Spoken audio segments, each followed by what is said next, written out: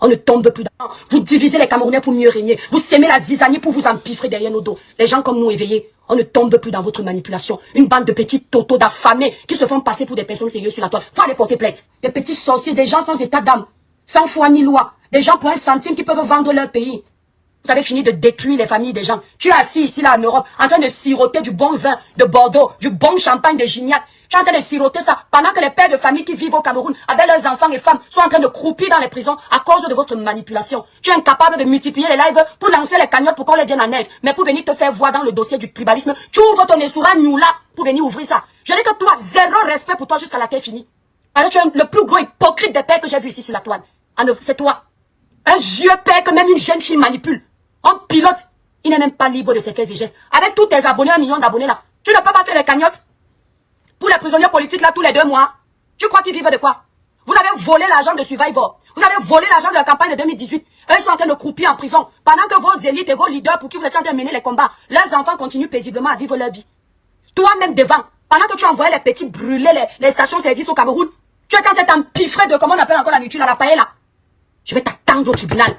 Donc ça veut dire que tu ne fais rien pour les prisonniers politiques. Si tu faisais quelque chose pour tes frères prisonniers politiques, bandits, sorciers comme toi, on allait voir. Là voilà, vous avez trompé les pères de famille. Vous leur avez promis l'Eldorado. Vous leur aviez dit que si ça se passe mal, ils vont venir en Europe. Toi, tu as eu la chance. Toi, tu as eu la chance, non? Maintenant, ça s'est mal passé. Ils meurent de faim en Kondengui. Il y en a même que leurs épouses étaient enceintes. Elles sont allées donner naissance s'ils étaient absents. Parce que Kondengui est devenu leur meilleur copain. Tu ne penses pas à leurs épouses. Les 2 millions que vous êtes partis donner à maman, si c'est qui là?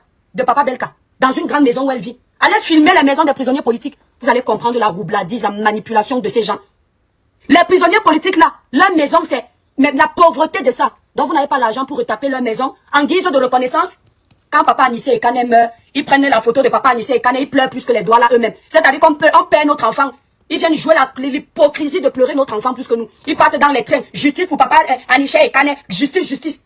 Depuis qu'il est parti, depuis que vous avez fini de faire le cinéma avec son deuil, vous avez donné combien à son épouse? Puisque vous filmez tout, montrez-nous une cagnotte que vous avez fait. Bande de villageois que vous êtes, vous les Lenkwala. Et de bêtes que vous êtes. On vous abonne toujours avec les petites scènes comme ça. Dès qu'on leur donne un petit billet, ils changent de veste. Ils ont passé le temps ici à insulter tout le gouvernement de tout dit. Que ce sont des voleurs, des vendus, des corrompus.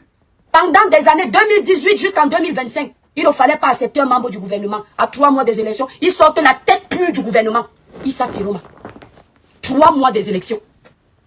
Issa Tiroma devient le bon diable. À peine sorti des Toudi.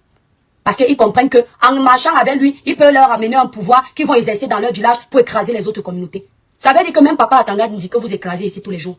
S'il tente de retourner sa veste contre Etoudi, il vous tend seulement la main avec quelques billets de banque. Vous l'acceptez tout de suite. Ça veut dire que votre combat, il est biaisé. Il est biaisé d'avance. C'est pour vos intérêts personnels. Ce n'est jamais pour le Cameroun. Je m'en fous de vous.